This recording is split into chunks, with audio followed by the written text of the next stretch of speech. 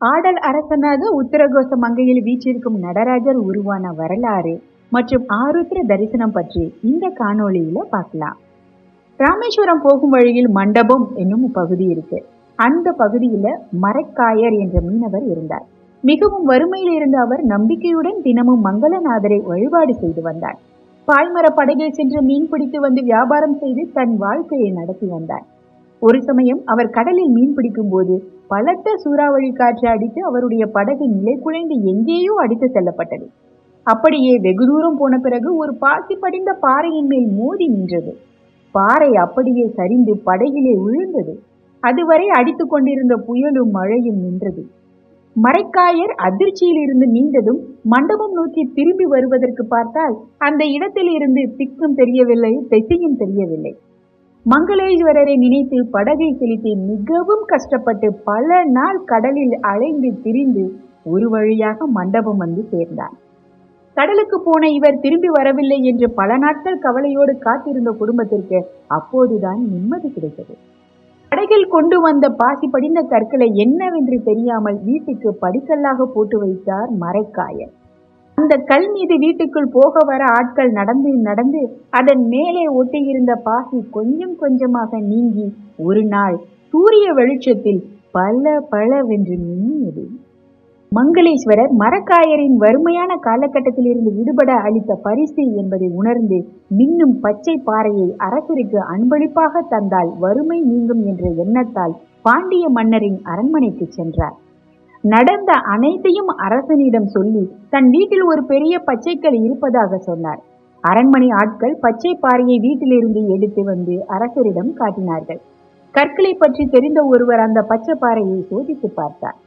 அவர் ஆச்சரியத்துடன், இது விலை மதிக்க முடியாத அபூர்வ மரகதக்கல், உலகில் எங்கு தேடினாலும் கிடைக்காது என்று சொன்னார். உடனே மன்னர் மரைக்காயருக்கு பச்சை பாறைக்கு உரிய பொற்காசுகளை அளித்தார். இவ்வளவு அருமையான கல்லில் ஒரு நடராஜர் சிலை செதுக்க வேண்டும் என்பது மன்னரின் ஆசை. இந்த வேலைக்கு உகந்த சிற்பியை பல இடங்களில் தேடி கடைசியில் இலங்கை அரசன் முதலாம் கயவாகுவின் அரண்மனையில் சிற்பியாக இருக்கும் சிவபக்தர் ரத்தின சபாபதியை பற்றிய விவரம் தெரிந்து அவரை அனுப்பி வைக்கும்படி பாண்டியன் ஓலை அனுப்பினார். சிற்பியும் வந்து சேர்ந்தார். அவ்வளவு பெரிய மரகத கல்லை பார்த்து அவருக்கு மயக்கமே வந்தது. என்னால் மரகத நடராஜர் வடிக்க இயலாது மன்னா என்று கூறிவிட்டு இலங்கைக்கு திரும்ப சென்றார்.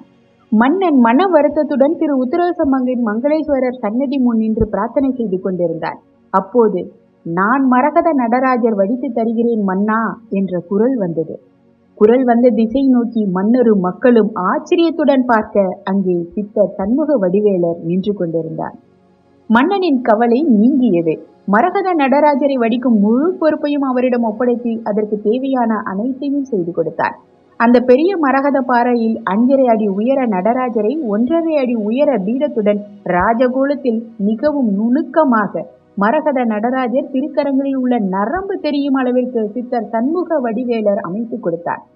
பின்னர் மன்னரை அழைத்து முதலில் மரகத நடராஜ மூர்த்தியை நிறுவி பின்னர் ஆலயம் அமைக்கும்படி கூற மன்னரும் அப்படியே செய்தார்.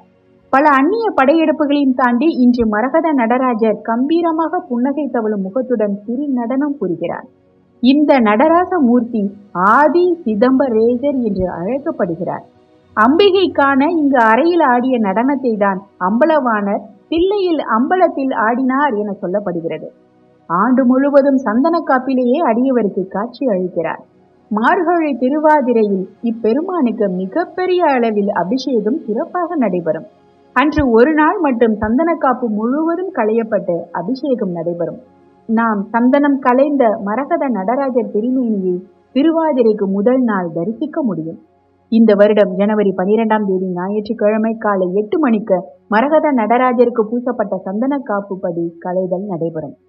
32 வகையான அபிஷேகங்கள் மூலிகை தைலம் சாற்றும் நிகழ்ச்சி நடைபெறும். ஜனவரி 13 திங்கட்கிழமை ஆருத்ர தரிசன நாளில் அதிகாலை 3 மணிக்கு புதிய சந்தன காப்பிடுதல் நடந்து பக்தர்கள் தரிசனம், கூத்தப்பெருமான் வீதி உலா நடைபெறும். மரகதக்கல் நடராஜர் மீது சாத்தப்பட்டு எடுத்து தரப்படும் சந்தனம் தீராத நோய்களையும் தீர்க்கும் என்பது நம்பிக்கை. இந்த கோவிலில் உள்ள மரகதலிங்கம் மரகத நடராஜரையும் படிகலிங்கம் மங்களேஸ்வரரையும் குறிக்கிறது. உத்தரகோசமங்கை திருக்கோவில் வரலாற்றை நம்ம சேனல்ல ஏற்கனவே பதிவு செய்திருக்கோம். பார்க்காதவங்க அதையும் பார்த்து கோவிலை பற்றி தெரிந்து கொள்ளுங்கள். ஆருத்ர தரிசனம் நாளில் ஆடிய பாதனை வழிபட்டு நாம் பலன் பெறலாம்.